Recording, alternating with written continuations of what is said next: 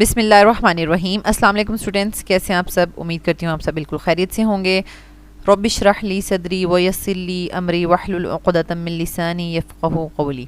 ऐ मेरे रब, मेरे लिए मेरा सीना कुशादा फरमा दे और मेरे लिए काम आसान कर दे और मेरी ज़बान की गिरा खोल दे ताकि वो मेरी बात समझ सकें। आमीन। This is first year chemistry FBIC board exam preparation 2024। और स्टूडेंट्स, आज हम 2015 के फर्स्ट पेपर का ऑब्जेक्टिव डिस्कस करेंगे और इसमें मैं साथ साथ आपको टिप्स एंड ट्रिक्स बताऊंगी कि किस तरीके से आप बहुत आसानी के साथ ऑब्जेक्टिव में फुल मार्क्स ले सकते हैं 17/17। ठीक है, तो चलें स्टार्ट करते हैं।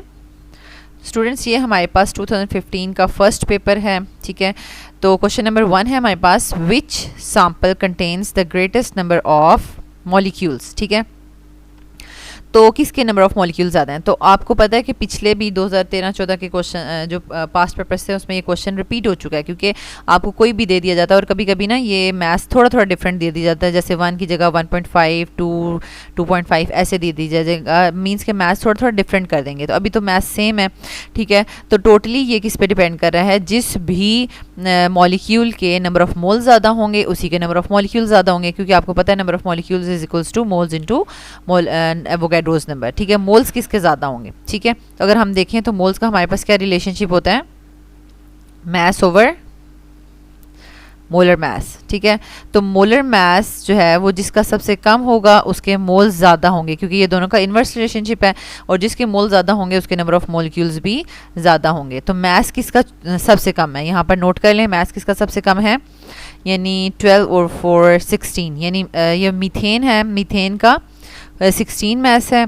ठीक है, और बाकी सब का देखें, वाटर का 18 है, और नाइट्रोजन और ऑक्सीजन और नाइट्रिक एसिड का तो सबसे ज़्यादा ही होगा, ऑब्वियसली बात है। तो सबसे कम मोलर मास मीथेन का है, तो मीथेन के मोल्स जो हैं कम निकलेंगे, और जिसके कम मोल्स हैं उसका जो है वो मोलर मास कम है और उसका जो है वो मोल्स सबसे ज़्यादा होंगे, और मोल्स सबसे ज़्यादा हैं तो इसका मतलब नंबर ऑफ मॉलिक्यूल्स भी ज़्यादा होंगे। So option A is correct.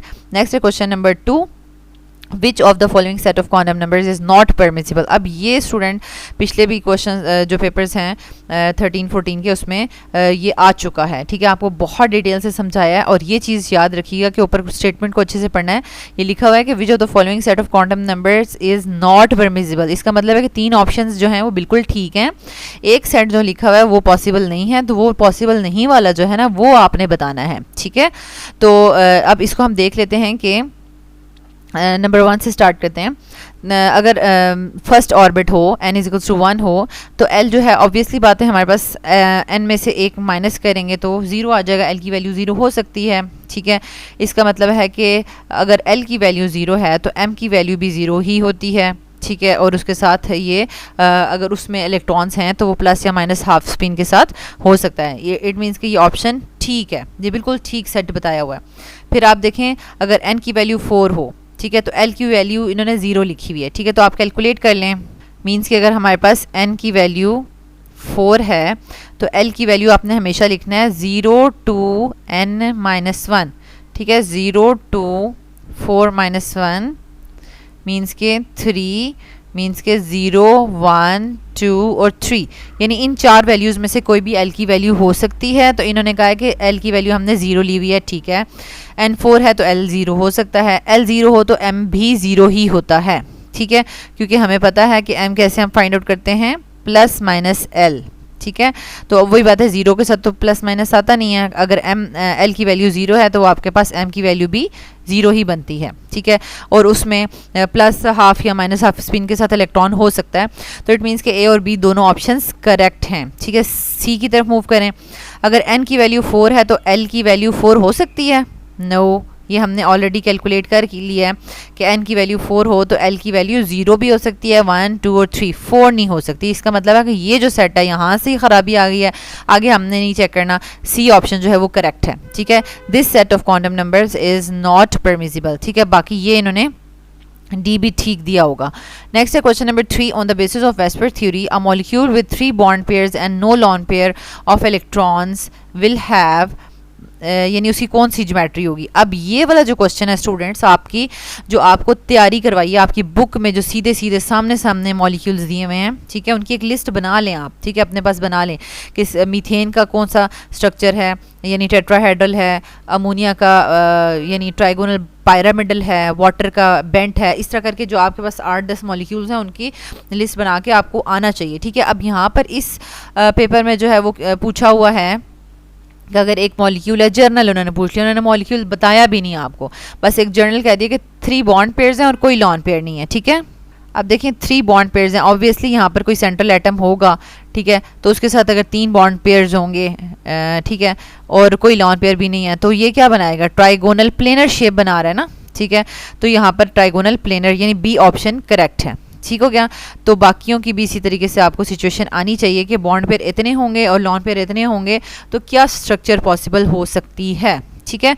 इसी को कहते हैं एसएलओ बेस्ड, ठीक है, ताकि बच्चा जो है स्टूडेंट जो है वो रटे ना लगाए, ठीक हो गया। क्वेश्चन नंबर 4 है आपके पास, if the sample of methane effuses at a rate of 9 moles per hour at 35 degree centigrade, ठीक है, एक गैस है, वो उसका उन्होंने कंसंट्रेशन बताई हुई है 9 मोल्स पर आर जो है वो उस रेट से एफ्यूज़ कर रही है गैस, ठीक है। Which of the gases below will effuse at approximately twice the rate under the same conditions, यानी उससे डबल रेट पे मूव कर रही होगी कौन सी गैस। ऑब्वियसली बात है जिसका मैस इससे हाफ होगा, जैसे अब इसका मैस है ना 12 कार्बन के लिए और 4 ये 12, 13, 14, 15, 16 हो गया, मीथेन का 16 हो गया, ठीक है, 16 इसका मोलर मैस है ना, अब 16 से आधा कर लें, ठीक है।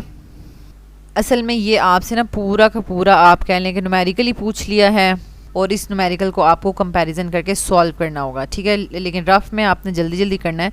जैसे कि हमें रेट ऑफ मीथेन बताया हुआ है, ठीक है, और उसको हमने कंपेयर करना है अननोन गैस के रेट के साथ, ठीक है, तो उनका जो फार्मूला बनेगा वो क्या होगा, molar mass of unknown gas divided by molar mass of methane, ठीक है, इस तरीके से।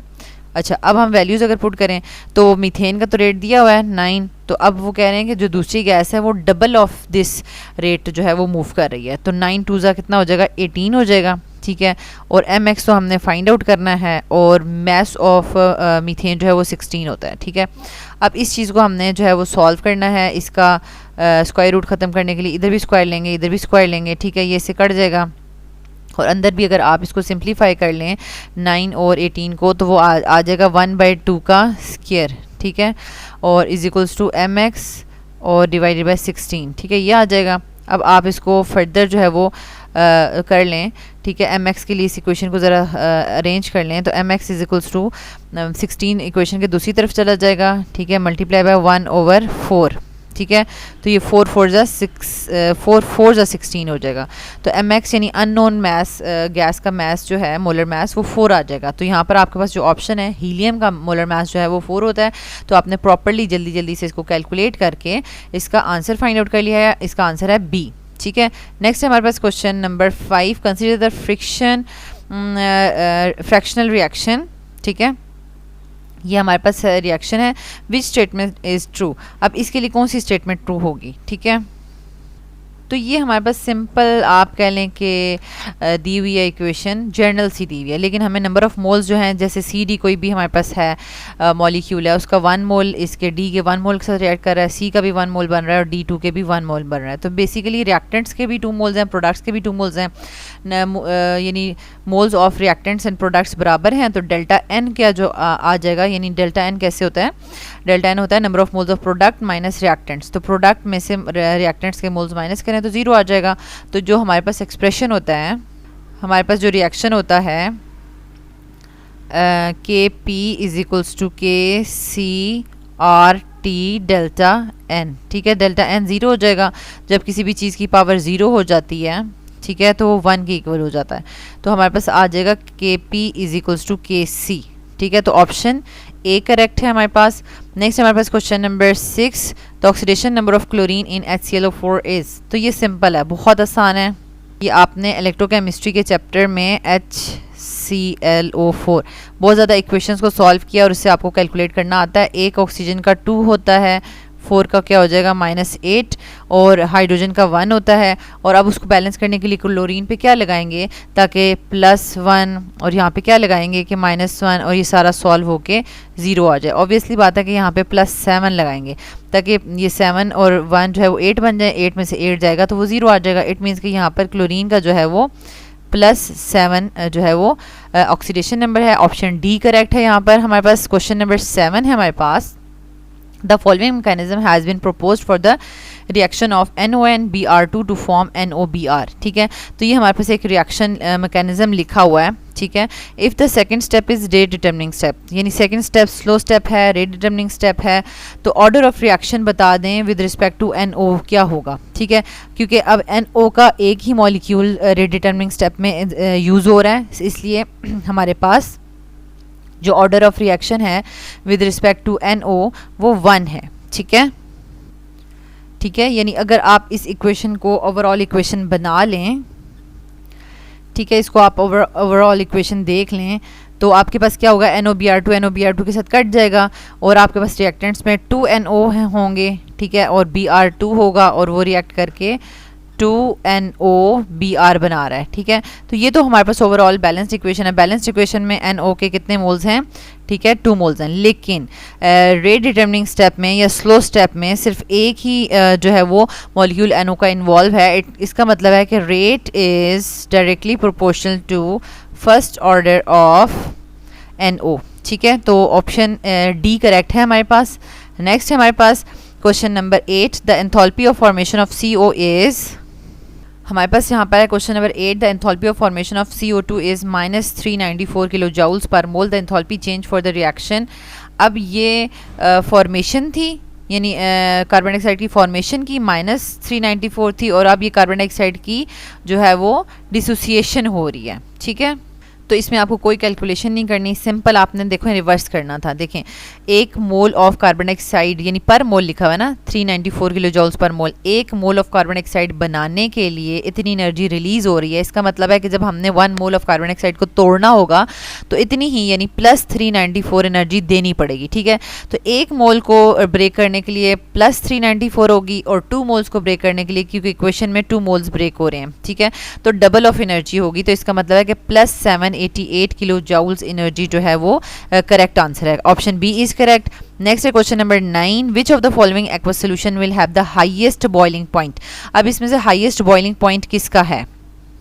अब यहाँ पर हम जो है जब भी आपसे बॉइलिंग पॉइंट या फ्रीजिंग पॉइंट का पूछा जाएगा तो आपने प्रॉपर फार्मूला लगाना है और देखना है कि आपके पास जो सॉल्यूट्स हैं वो इलेक्ट्रोलाइट्स हैं या नहीं है, नॉन इलेक्ट्रोलाइट्स हैं या इलेक्ट्रोलाइट्स हैं, और अगर इलेक्ट्रोलाइट्स हैं तो वो कितने नंबर ऑफ आइंस में डिसोसिएट हो रहे हैं। ठीक है, जैसे ग्लूकोज और सुक्रोज तो ये तो 1 फॉर्म में ही रहेंगे, यानी आइंस में नहीं कन्वर्ट होंगे, इनका 1 मोल ही कंसिडर होगा। ठीक है, लेकिन जो सोडियम सल्फेट है उसका 1 मोल जो है वो आगे 3 मोल्स में कन्वर्ट हो जाता है। तो यहाँ पर हमारे पास ये depression elevation in freezing point लिख दिया है, बॉइलिंग पॉइंट वाला क्वेश्चन था।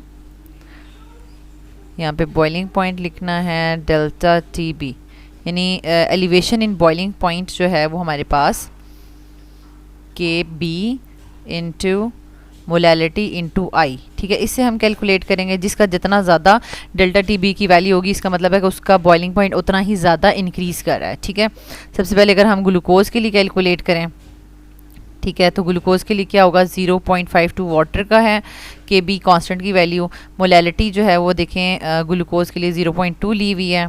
ठीक है, और ग्लूकोज जो है वो उसका आयनिक फैक्टर हम 1 ही लेंगे। ठीक है, तो इसका आंसर हमारे पास आ जाएगा 0.104। ठीक है, 104। नेक्स्ट हमारे पास आ जाएगा सोडियम सल्फेट के लिए।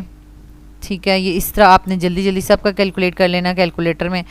ठीक है, और उसका हमारे पास है 0.1 मोलल है, और लेकिन उसके आइंस की अमाउंट जो है वो 3 है, क्योंकि देखें सोडियम के 2 आइंस बनेंगे, सल्फेट का 1 आइन, टोटल 3 आइंस बन जाएंगे। ठीक है, तो इससे हमारे पास आंसर आ जाएगा 0.156।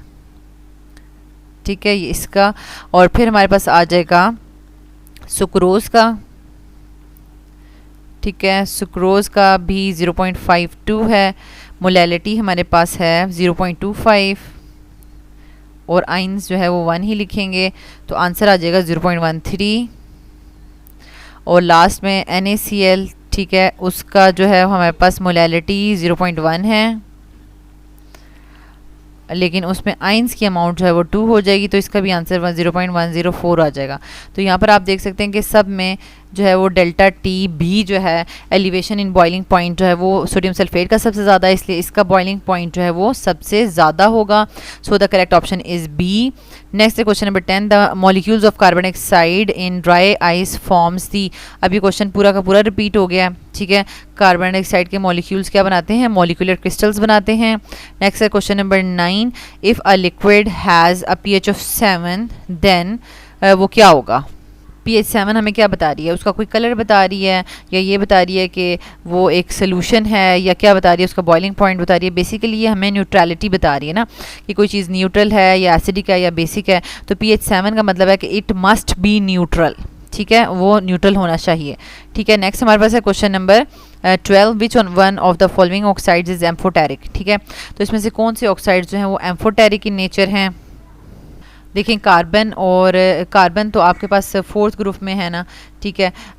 यानी कार्बन डाइऑक्साइड या कार्बन मोनोऑक्साइड आपके पास स्लाइटली एसिडिक तो हो ही जाते हैं ना, ठीक है, स्लाइटली एसिडिक। या सल्फर डाइऑक्साइड तो पूरा एसिडिक ही है, क्योंकि वो वाटर के साथ मिलके एसिड्स बनाते हैं, ठीक है। लेकिन जिंक ऑक्साइड जो है वो एक एम्फोटेरिक ऑक्साइड है, ठीक है, ZnO। नेक्स्ट हमारे पास आ जाता है question number 13, consider 3 1 litre flask labelled as 1 to ABC filled with the gases। यानी उन्होंने कहा है कि 3 फ्लास्क ले लिए आपने, ऊपर ABC लिखा हुआ है और उसमें 3 गैसेस फिल हुई हुई हैं, ठीक है। ईच एट STP यानी स्टैंडर्ड टेम्परेचर प्रेशर पे, which flask contains the fewest molecules, किसके मॉलिक्यूल्स जो हैं सबसे कम होंगे? अब देखें इसमें वो वाला आपके पास आ रहा है ना कि 1 mole of any guys have equal volume that is 22.414, यानी आपने उनका वॉल्यूम सेम ले लिया है, 1 लीटर फ्लास्क ली हुई है तीनों गैसेस के लिए। तो वॉल्यूम अगर सेम है तो उसके मोल सेम होंगे, और अगर मोल सेम है तो उसके मॉलिक्यूल्स भी सेम होंगे। तो it means all are same, ठीक है, सब के मॉलिक्यूल्स जो हैं वो सेम होंगे, क्योंकि हमने उनका सेम वॉल्यूम ले लिया है, ठीक है। नेक्स्ट हमारे पास question number 14, the wavelength of the green light is 500 nanometer, its frequency is equals to. तो ग्रीन लाइट की फ्रीक्वेंसी बतानी है हमने, ठीक है। तो इसको आपने प्रॉपरली जो है वो कैलकुलेट करना है। Wavelength is equals to C over V, ठीक है, ये फ्रीक्वेंसी का फॉर्मूला है। और अगर हमें फ्रीक्वेंसी फाइंड आउट करनी है तो C ओवर लैम्डा करना होगा, ठीक है। तो C की हमारे पास वैल्यू होती है यानी स्पीड ऑफ लाइट 10⁸ मीटर पर सेकेंड, ठीक है। और वेवलेंथ हमें कितनी दी हुई है? Wavelength 500 nanometre. अब नैनो का जो है वो हमने 500 नैनो 10⁻⁹ होता है, उसको m के साथ करेंगे ताकि जो है वो मीटर से कट ऑफ हो जाए, और पर सेकंड में जो है वो हमारे पास फ्रीक्वेंसी आ जाएगी, ठीक है। बाकी इसको सॉल्व कर लेंगे। देखें सॉल्व करना तो ईजी है, यानी 3 डिवाइड बाई 500 करें आप अलग से, और 10⁹ को ऊपर ले जाएंगे तो 9 जो है वो प्लस में हो जाएगा, 9 और 8 को प्लस कर लेंगे तो ये हमारे पास 17 आ जाएगा, 10⁻17 पर सेकेंड, ठीक है। तो इसको मज़ीद जो है वो सॉल्व करेंगे 3 डिवाइड बाई 500 को, तो हमारे पास आंसर आ जाएगा 0.006 इंटू 10⁻17, ठीक है। और अगर आप ये नॉन ज़ीरो के बाद लेके जाएं पॉइंट को तो वो 1 2 3 जो है वो माइनस हो जाएंगे पावर्स 10 की, तो 6 इंटू 10⁻14, ठीक है, ये आंसर आ जाएगा पर सेकेंड। ये हर्ट्स एक ही यूनिट होता है, तो ये देखें 6 इंटू 10⁻14 हर्ट्स, ये आंसर आ गया। नेक्स्ट है question number 15, the normal boiling point of the diethyl ether is 34.6 degree centigrade end of water is 100 degree centigrade, ठीक है।